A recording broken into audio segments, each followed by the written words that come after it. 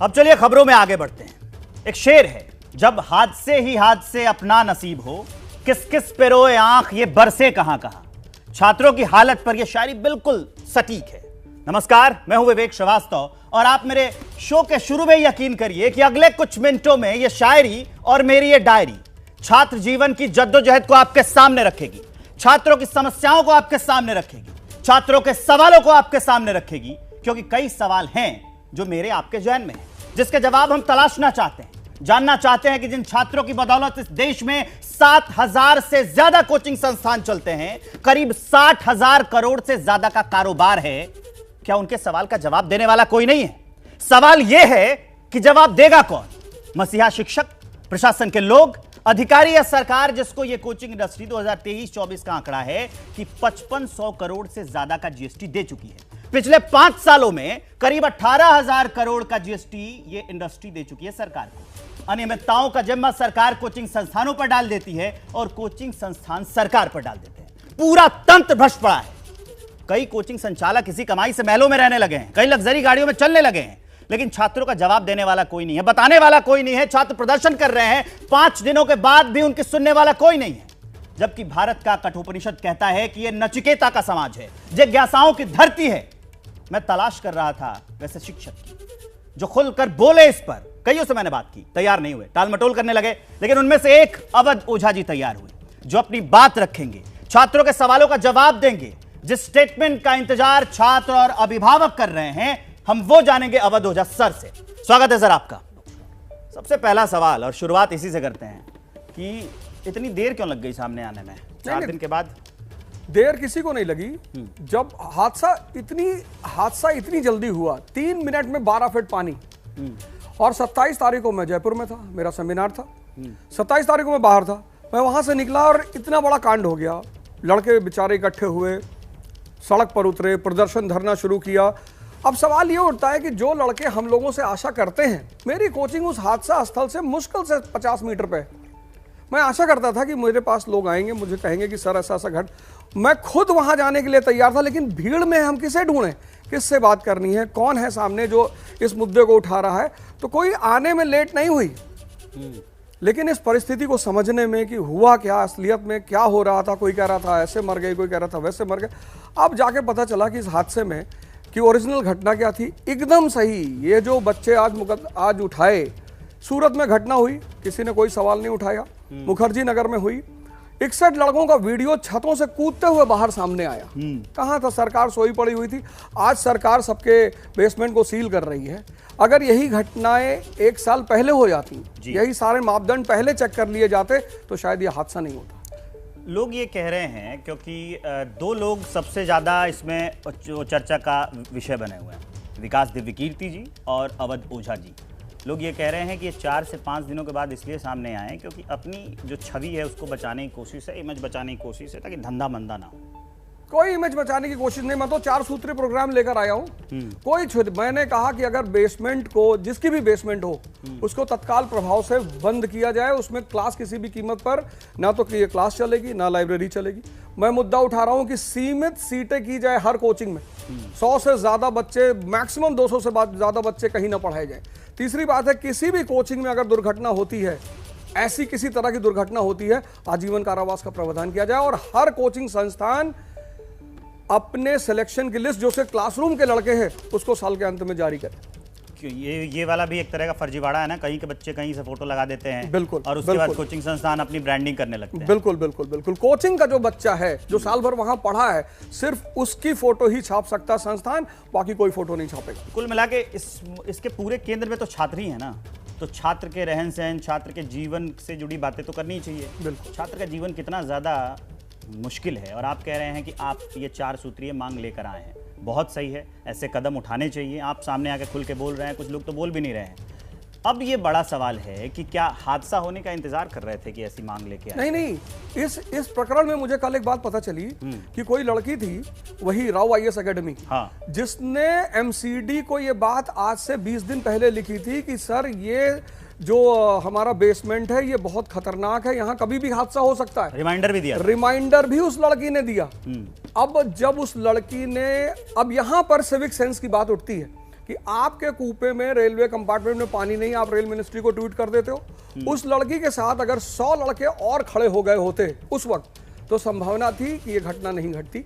और ये कोचिंग के जितने भी छात्र थे, अगर वो अपने मालिक के पास जाते, एक रिटर्न मेमोरेंडम देते कि साहब हमारी जिंदगी खतरे में। यही तो दुख है ना इस देश के भविष्य का, कि एक कहावत है ना कि भारत की हर माँ चाहती हो कि भगत सिंह पैदा हो, लेकिन अपने घर में नहीं, पड़ोसी के घर में। पड़ोसी के एक ने आवाज उठाई लेकिन फिर भी उसके पीछे नहीं आया, और आज जाके सब लोग मिलकर प्रदर्शन कर रहे हैं। बिल्कुल बिल्कुल। ये छात्रों को जो मोटिवेट करने का काम है, बताने का काम है, तो आप लोगों से काफ़ी उम्मीदें रहती हैं लोगों को। बिल्कुल बिल्कुल। तो ये जो घटना हुई है, कितने चलते हैं क्लासेस, मतलब कि बेसमेंट में, उसके लिए आपने इससे पहले आवाज़ उठाने की क्यों नहीं सोची? आपको पता होगा ना ये कोचिंग हमारे, या फिर आपको विकास देवकीर्ति जी को, क्योंकि वो भी सेंटर में हैं। हमें जिस कोचिंग में, जहाँ पे मेरा संस्थान है अवध ओझा क्लासेस, कल्याण ज्वेलर्स के ऊपर 3rd फ्लोर पे, हमारा मालिक कह रहा था कि ओझा जी आप बेसमेंट ले लो, हम आपको 4 लाख रुपए कम में देंगे। मैंने कहा भाई साहब मैं बेसमेंट में पढ़ा चुका हूँ, वहाँ दम घुटता है, मेरी कोलीग की मृत्यु हो चुकी है वहाँ पढ़ाते पढ़ाते। हमारा एक कोलीग संजीव वर्मा सर, इतिहास के बहुत बड़े शिक्षक, उनकी पढ़ाते पढ़ाते डेथ हो गई दम घुटने से। तो मुझे बहुत अच्छे तरीके से इस बात का एहसास था कि बेसमेंट किसी भी कीमत पर शिक्षा के लिए तो है ही नहीं।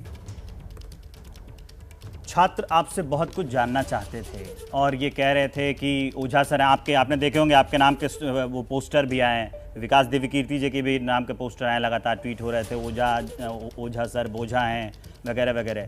तो आपको नहीं लगता कि आपको वहाँ पर जाना चाहिए था, बातचीत करनी चाहिए थी? भीड़ में हमें जो बताया जाता है कि जहाँ भीड़ है, भीड़ अभी मैंने देखा पिछले 3 दिनों में सारी पार्टी के लोग भी आए, इस पार्टी के, उस पार्टी के, ये संस्थान, वो संस्थान, यहाँ के लड़के। मेरा नाम आया, ठीक है, मैं मानता हूं कि युवाओं को, छात्रों को मुझसे आशा थी, वो मुझे ढूंढ रहे थे, मुझे बुला रहे थे, वो अच्छी बात है। जिस कोचिंग में हादसा हुआ, उस कोचिंग के मालिक की और फोटो, मालिक, उसका नाम, उसकी फोटो तो कहीं दिखाई ही नहीं पड़ रही है। कहीं नहीं दिखाई पड़ रही है। कोचिंग संस्थान का स्टेटमेंट भी 24 घंटे के बाद आया था। उस कोचिंग के मालिक की फोटो और उस कोचिंग के मालिक का नाम कहीं दिखाई ही नहीं पड़ रहा है। मेरे माता पिता की तबीयत खराब हुई, मैंने कल भी कहा कि मेरी माँ जब कचहरी पहुंची तो वहां के वकीलों ने कहा कि आपके बच्चे के संस्थान में, अवध ओझा क्लासेस में 3 बच्चों की मृत्यु हो चुकी है, आपके बच्चे को गिरफ्तार कर लिया गया है। इस तरह की तो हाइप क्रिएट गई। आपको क्या लगता है, आप कह रहे हैं कि फोटो नहीं दिखाई पड़ रहा है, मालिक की फोटो नहीं दिखाई पड़ रही, इसके पीछे क्या वजह हो सकती है? जो भी वजह हो सकती है, मुझे तो लगता है, मैं तो आप खुल के बोलने के लिए जाने जाते हैं। बिल्कुल बिल्कुल। मुझे तो लगता है कि ये सारा जो दंश था, ये सारा जो दर्द था, वो 2 आदमी के ऊपर घुमा दिया गया। अच्छा, डाइवर्ट कर दिया गया। क्यों, ऐसा क्यों लगता है आपको? भाई डाइवर्ट कर दिया गया तो जो मेन मुद्दा था वो गायब हो गया। अच्छा, जहां पे घटना घटी, जिस आदमी की वजह से घटना घटी, अगर उसका नाम नहीं लिया जा रहा है, उसका फोटो नहीं सामने आ रही, तो उसका सीधा मतलब क्या है? ट्रेंडिंग कोई आदमी ऐसे थोड़ी करता है। मतलब आप लोगों को टारगेट किया जा रहा है? स्वाभाविक तौर पे टारगेट कर रहा है किया जा टारगेट रहा है। आपको फिर?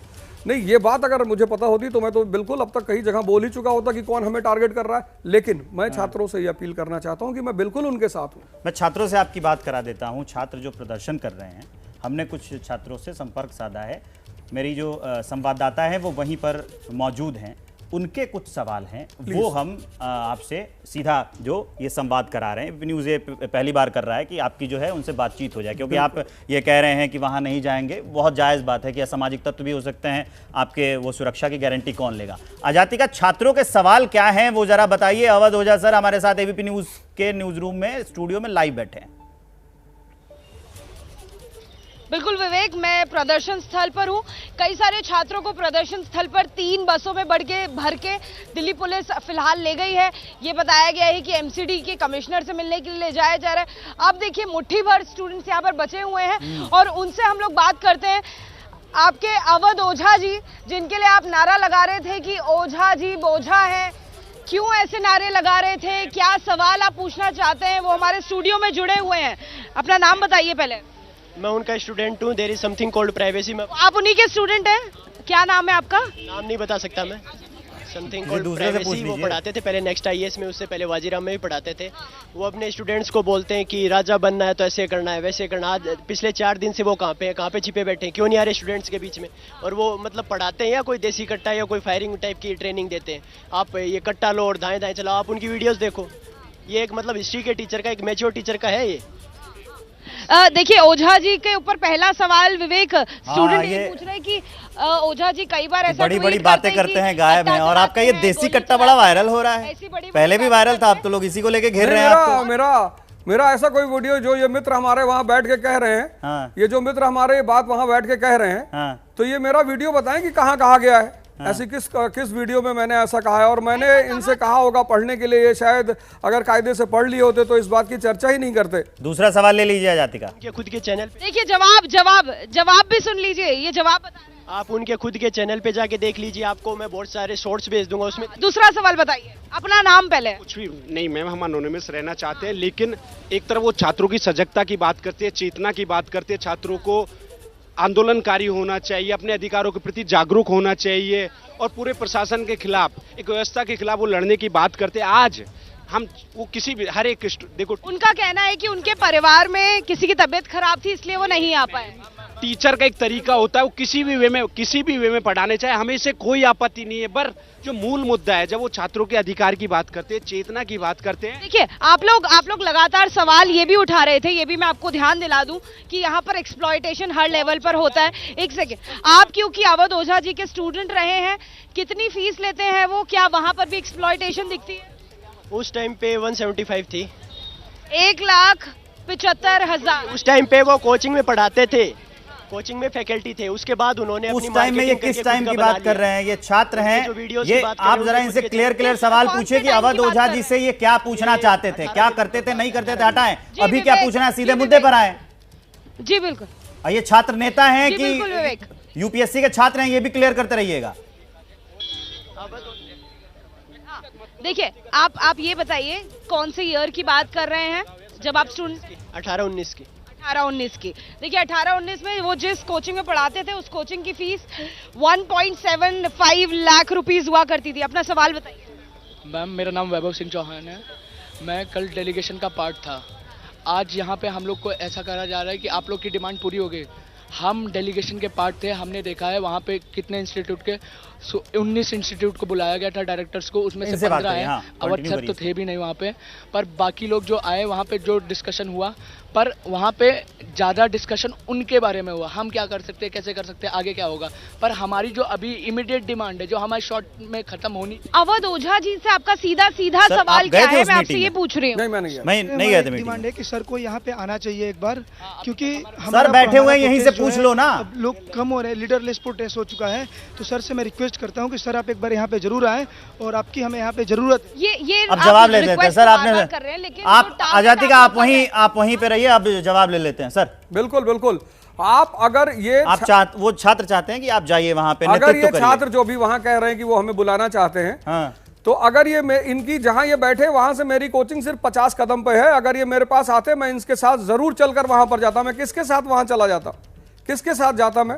अगर कल कोई लॉ एंड ऑर्डर की स्थिति खड़ी हो जाती, कोई दुर्घटना घट जाती, तो कोई तो होता जो उसकी जिम्मेदारी लेता कि किसके साथ गए थे आप, किसने बुलाया था आपको, किस हैसियत से गए थे आप। आज ये कह रहे हैं वहां से 50 कदम की दूरी पे मेरा संस्थान है, ये आ जाते मेरे पास 5-10 लोग कि आप चलिए हमारे साथ खड़े होइए, ऐसा ऐसा घटनाएं घटी, हम आप चाहते हैं आप हमारे साथ खड़े हो, मैं चलता हूं इनके साथ। अब ये मेरी कहानी सुना रहे हैं कि मैं ऐसा बोलता हूं वैसा बोलता हूं। 18-19 से तैयारी कर रहे हो, अभी तक सिलेक्शन क्यों नहीं हुआ? ये तो टीचर वाली बात हो गई ना कि आप उसको लेकर डांट दे तुरंत की, अरे तुमने ये नहीं किया। तो फिर एक बात बताइए, ये जो छात्रों की बात है, मैं फिर उनके पास जाऊंगा। आजादी का आप मेरे साथ बने रहिए, वापस आपके पास लौट रहा हूँ। ये जो छात्रों के जीवन में जो अनियमितता होती है, आप तो देखते हैं ना, बहुत दिनों से इस प्रोफेशन में हैं, आप देख रहे हैं कि उनका जीवन यापन कैसा है, कोचिंग जो इंडस्ट्री है उसमें इंस्टीट्यूट फी कितना लेते हैं। यूपीएससी वाले तो 2-2 लाख 3-3 लाख लेते हैं, 5-5 लाख वाले भी हैं, कई जो वो कराते हैं, IIT JEE कराते हैं। आपको नहीं लगता कि छात्रों को ठगा जा रहा है इस पूरे सिस्टम में, सिर्फ दिल्ली में नहीं, पटना, बिल्कुल ठगा जा रहा है, कोटा, जितने भी बड़े शहर हैं, बिल्कुल ठगा जा रहा है, एकदम ठगा जा रहा हूं। मैं तो चाहता हूं कि सरकार कोचिंग की फीस, मकान का रेंट, इन सब को रेगुलेट करे। एक लिमिट के बाद कोई भी फीस नहीं ले सकता है। मैं तो कह ही रहा हूं, मैं तो इन सारी मांगों का इनका समर्थन कर रहा हूं। फीस रेगुलेशन होनी चाहिए, रूम रेंट रेगुलेशन होना चाहिए, इनकी सुरक्षा रेगुलेटेड होनी चाहिए, ये सब बातें तो होनी ही चाहिए। मैं तो कह ही रहा हूं इनसे, मैं तो नेशनल टीवी चैनल पे बैठ के कह रहा हूं कि इन सारे मुद्दों पे मैं तुम्हारे साथ हूं, चलो। मैंने आज एक साहब को फोन किया, मैंने कहा केंद्र सरकार के पास, जो उनके प्रतिनिधि हैं उनके पास चलते हैं, प्रदेश सरकार के जो प्रतिनिधि हैं हम उनके पास चलते हैं, अपने मुद्दों को लेकर चलते हैं, वहां पे मुद्दा रखेंगे। जब वो नहीं सुनेंगे, जब कोई बात नहीं होगी, तब आंदोलन का मामला खड़ा होता है। भारत का भविष्य हर नेता के भाषण में होता है, चाहे केंद्र सरकार का प्रतिनिधि हो या फिर राज्य सरकार का प्रतिनिधि हो, लेकिन उसी भारत के भविष्य को इस तरह से अंधकार में डाल दिया जाना, छोटे छोटे कमरों में रख दिया जाना। पीजी की हालत बहुत खराब है, मैं आपको बता रहा हूँ, यहाँ के स्टूडेंट से तो मैं मिलता ही हूँ। मैं राजस्थान गया था, कोटा में, वहाँ के लोगों की अपनी दिक्कत है। पीजी में खाना ठीक नहीं मिलता है, रूम रेंट अलग से बढ़ जाता है, दलाली अलग से, जिसको हम लोग ब्रोकरेज कहते हैं स्टैंडर्ड भाषा में, हिंदी में उसका मतलब तो दलाली होता है, तो दलाली अलग से उनको देनी पड़ती है। इन सब चीज़ों से बच्चों को जूझना पड़ता है। तो इन सब के लिए कोई तो होगा उनका देखने वाला, उनके भविष्य को संजोने वाला। विवेक जी, मैं एक बड़ी साधारण सी बात कहता हूँ और हमेशा कहता हूँ, हाँ। आज के समय में जब ऑनलाइन क्लासेस का इतना बढ़िया प्रावधान चल रहा है, इतना बढ़िया, ऑनलाइन की फीस कम है।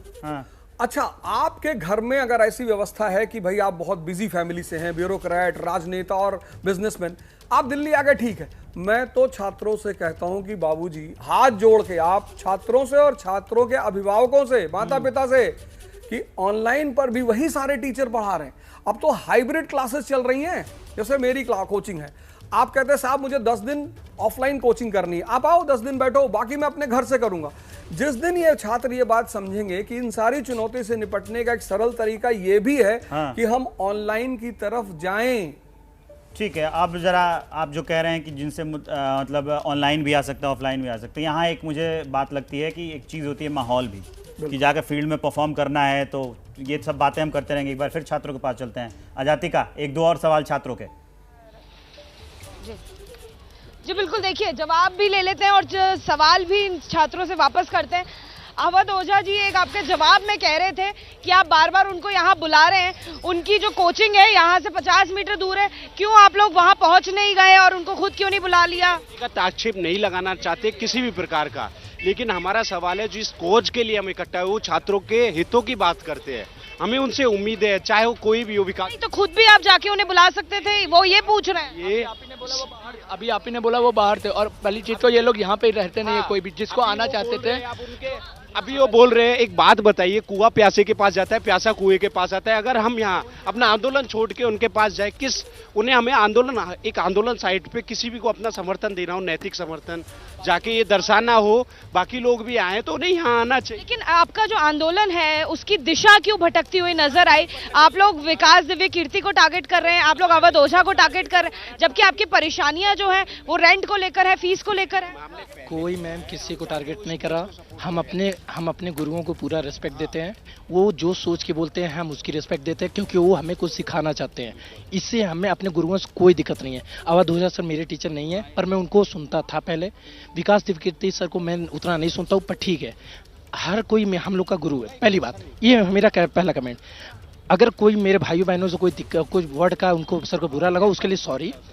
सवाल पूछ लेना, ये तो नेता बनने लगे, पहले स्टेटमेंट जारी करने लगे। सीधा सवाल है, सवाल लेके बैठे थे। विवेक जी सुनिए, सिस्टम से ही सवाल है। ये समस्या की बात कर रहे हैं। विवेक जी आप उनको सुनिए, समस्या बताइए, सवाल बताइए। मैं तो क्यों आप बात करने से कतरा रहे हैं? सवाल बताइए जो अवध ओझा जी से आप पूछना चाहते हैं। नहीं, मैं उनसे सवाल बताइए। आप लोग लगातार नारे लगाते रहे हैं, अब जब सीधा जर्नलिज्म करते हैं, थोड़ा सेंसिबल जर्नलिज्म करते हैं हम लोग यहाँ पे। क्यों आप यहाँ पर खुद ही नारे लगा रहे थे, तो वो जब यहाँ स्टूडियो में बैठे हैं, आपका सीधा सीधा संवाद हम करा रहे हैं, तो फिर आप सवाल पूछ लीजिए। मैम हमारे speak for the justice, that's why we are seeking help from him. हमें उन टारगेट नहीं कर रहे हैं, वी आर इंडिविजुअल स्टूडेंट। कुल मिला के मुझे लगता है कि ये भी कह रहे हैं कि इस तरह का मिसा फिर नहीं हो। सॉल्यूशन चाहते हैं। सर आपको नहीं लगता कि ये कुछ दिनों का प्रदर्शन है, हर प्रदर्शन की तरह 2-4 दिनों में ये भी खत्म हो जाएगा, फिर ठंडा पड़ जाएगा मामला? मैं इन बच्चों को देख रहा हूँ बेचारा, मैं यही कह रहा था ना कि ये तो यूपीएससी की जो लड़का तैयारी करता है वो बड़ा सेंसिबल बहुत है, वो दिखाई पड़ रहा है कि कितने अच्छे लड़के, कितने सेंसिबल लड़के हैं। ये कोई नेतागिरी वाले लड़के नहीं है, वो दिखाई पड़ रहा है उनकी बातों से कि भैया हमें हमारे कष्ट से दूर कर दो, हमें किसी से कोई झगड़ा नहीं। कष्ट दूर कैसे होगा? हाँ तो वही है कि 4 दिन में ठंडा हो जाएगा मामला फिर से? नहीं, अभी जैसे दिल्ली सरकार ने नोटिस जारी की है कि हम सब कुछ रेगुलेट करने जा रहे हैं, और मैं इनसे ये वादा कर रहा हूँ इस मंच से। हाँ, मैं आपसे वादा चाह भी रहा था, मैं अगला आपसे यही बोलने वाला। मैं इनसे इस मंच से वादा कर रहा हूँ कि ये जो इनकी समस्याएं हैं, safety compliance, regulation of fees, limited number of seats और आजीवन कारावास का लॉ, ये चारों चीज मैं लगातार केंद्र और प्रदेश की सरकार के पास उठाता रहूंगा अपने तरीके से। अपने तरीके से क्या तरीका होगा? धरना वरना पे बैठेंगे क्या? धरना बिल्कुल नहीं करेंगे, एकदम पीसफुल तरीके से करेंगे, अपने तरीके से करेंगे। धरना, हर चीज की धरने की जरूरत नहीं होती, सरकार को अवगत कराने की भी जरूरत होती है। अच्छा। जैसे मैंने ये डिसाइड किया, मैंने आज ही एक लड़के से कहा कि तुम लोग 10 लोग आओ, सिर्फ 10 लोग, और हम प्रदेश सरकार के प्रतिनिधि से मिलते हैं और केंद्र सरकार के प्रतिनिधि से मिलते हैं। और सरकार को अवगत कराना कितना मुश्किल काम है ये भी जानिएगा सर, कि उस जो लड़की है उसने अवगत ही कराया था, रिमाइंडर देकर भी अवगत कराया था, लेकिन फिर भी सरकार के कान में जू तक नहीं रुकी। हाँ, तो इस बार अगर जू नहीं रखेगी तो ये जितनी बड़ी फौज पीछे खड़ी है, यही लड़कों का जो प्रेम पीछे खड़ा है, अब जब मैं इस बात को रखूंगा तो मेरे पास सबूत रहेगा ना। चलिए अब कोचिंग संस्थानों से जुड़े कुछ बात कर लेते हैं कि ये जो कोचिंग संस्थान चलते हैं, मोटे मोटे पैसे लेते हैं, छात्र वहाँ होते हैं, तो आपको नहीं लगता है कि ये कोचिंग माफिया जो वर्ड है उनका कब्जा हो गया है? नहीं, कोचिंग माफिया कहना तो उचित बिल्कुल नहीं है। मैं ये कहना चाहता हूं कि जब भी, जहां इकोनॉमी का एक सीधा सा नियम है, जब मैं इलाहाबाद पहुंचा 1990s में, वहां कोई कोचिंग ही नहीं थी, क्योंकि सब बच्चे खुद से पढ़ने वाले थे, ग्रुप डिस्कशन होता था, टीचर्स बहुत शानदार थे, यूनिवर्सिटी में एक माहौल बना होता था। आखिर डिमांड पैदा हुई तभी तो सप्लाई हो रही है। वो तो अलग बात है कि छात्र बढ़ रहे हैं, जनसंख्या बढ़ रही है, तो उसी के अनुपात में जाएंगे। और मैंने तो कई जगह पे ये देखा है, हमने भी कोचिंग की कुछ दिनों पहले, हम भी छात्री थे। आप जाएंगे, वो कह देंगे नहीं नहीं हमारे पास नहीं, वो गलत कर रहा है, क्लासेस चल रही है बेसमेंट में, अगर कोई छात्र आवाज उठा दे, इस डर से भी छात्र आवाज नहीं उठाते हैं। आप जाएंगे, वो कह देंगे कि नहीं आपको पढ़ना है तो हमारे यहाँ आइए, नहीं तो मत आइए। फिर क्या करेंगे छात्र? हाँ, तो फिर तो छात्र आज की डेट में, जैसे इन्होंने कहा एनोनिमस रहना चाहते हैं, आज की डेट में इनके पास एक सबसे बड़ा वेपन है सोशल मीडिया। ठीक है, जो ये ट्रेंडिंग कर रहे हैं किसी के खिलाफ या मेरे खिलाफ या किसी के भी खिलाफ, अगर यही ट्रेंडिंग है सरकार के खिलाफ लगातार 6 महीना करें, इनकी संख्या कितनी है? IAS की तैयारी कम से कम 10 लाख लड़के करते हैं, और 10 लाख लड़के अगर अगले 6 महीने इसको ट्रेंड कराएं, coaching fees, safety compliance, law, इनकी बात नहीं सुनी जाएगी, एकदम सुनी जाएगी। अच्छा ये आप बताइए कि अब क्या आप, क्योंकि गुरुजी हैं, सर हैं, शिक्षक हैं, अब क्या छात्रों और गुरुओं का संबंध सिर्फ ये पैसे भर का रह गया? कमर्शियल सारी चीजें हो गई हैं, तो क्या वो पुराने जो गुरुजी शिष्य वाले संबंध थे वो भूल जाएं? मैं इनके साथ पूरी तरह से खड़ा हूं। ये सवाल नैतिकता का भी है। मैं इनके साथ पूरी तरह खड़ा हूं। मैं इनको आमंत्रण दे रहा हूं अपनी तरफ से कि मैं इनमें से 10 लोगों को बुलाता हूं, आप 10 लोग आइए मेरी कोचिंग में और आप मेरे साथ चलिए। मैं आपके साथ प्रदेश के प्रतिनिधि और केंद्र के प्रतिनिधि के साथ मिलकर आपकी तरफ से उनको पूरा ज्ञापन और पूरी सूचना देता हूं। और ये मैं आपसे ये उम्मीद कर रहा हूं, आप ये जबान भी दे के जा रहे हैं कि आपका ये आंदोलन तब तक नहीं थमेगा जब तक छात्रों को उनका हक नहीं मिल जाता, ये अनियमितता, ये अव्यवस्था, ये कुरीति दूर नहीं हो जाती। किसी को कहीं पढ़ाया जा रहा है, कहीं से पैसे वसूले जा रहे हैं, और पीजी की हालत ख़राब है, जहां वो रहते हैं वो मोहल्ला ख़राब है, कोई उनकी वो सुविधा नहीं दी जाती है। आप आंदोलन ये तब तक जारी रखेंगे? बिल्कुल बिल्कुल, ये आंदोलन तब तक जारी रहेगा, लेकिन उसमें इनकी भूमिका महत्वपूर्ण रहेगी। हाँ, क्योंकि जिनके हक के लिए लड़ रहे हैं उनको तो आगे आना चाहिए ना। बिल्कुल बिल्कुल, अगर ये पीछे हट जाएंगे फिर आंदोलन खत्म। मैं तो सिर्फ इनके साथ खड़ा हो सकता हूं, लेकिन अगर ये पीछे हटे, कल के वक्त 2 दिन बाद इन्होंने कहा कि नहीं पापा का प्रेशर बन रहा हो, परिवार वाले गए, पढ़ने गए हो, राजनीति थोड़ी करने गए हो, अगर ऐसी कोई मुद्दा उठा, फिर वो व्यक्ति अकेला खड़ा होकर क्या करेगा? हाँ, जरूरी है कि जिनके मुद्दों की बात करें वो हमारे साथ खड़े रहें। अगर कल मैं इनके साथ खड़ा हूं हर जगह और ये पीछे चले जाते हैं, ठीक है, फिर तो ये अवध ओझा सर खुलकर मामले की बात रखते हैं और उन्होंने हमें जबान दी है एबीपी न्यूज पर कि ये आंदोलन तब तक जारी रहेगा जब तक छात्रों को उनका हक नहीं मिल जाता, उनके जीवन से अनियमितताएं दूर नहीं हो जाती। सर इसके लिए आपका बहुत बहुत धन्यवाद।